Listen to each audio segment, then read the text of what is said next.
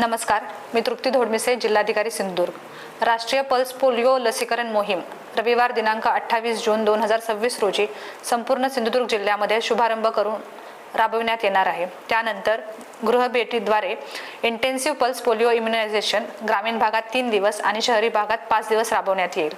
या मोहिमेत जिल्ह्यातील 0 ते 5 वर्षे वयोगटातील सर्व 27,806 बालकांना पोलिओ प्रतिबंधक लसीचे 2 थेंब देण्याचे उद्दिष्ट आहे।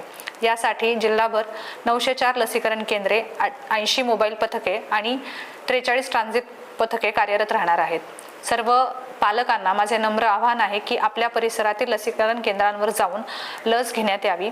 तसेच लस घेण्यापासून वंचित राहिल्यास गृहभेटी दरम्यान आरोग्य कर्मचाऱ्यांकडून आपल्या प्रत्येक 0 ते 5 वर्षे वयोगटातील बालकाला पोलिओ प्रतिबंधक लसीचे 2 थेंब अवश्य पाजावेत। बालकाने यापूर्वी पोलिओ लसीचे 2 डोस घेतले असले तरी देखील या मोहिमेतील डोस देणे अत्यंत आवश्यक आहे। प्रत्येक बालक सुरक्षित, प्रत्येक बालक पोलिओ मुक्त हे आपले सामूहिक ध्येय आहे। आपल्या सहकार्यामुळे सिंधुदुर्ग जिल्हा कायम पोलिओ मुक्त व निरोगी राहील। धन्यवाद।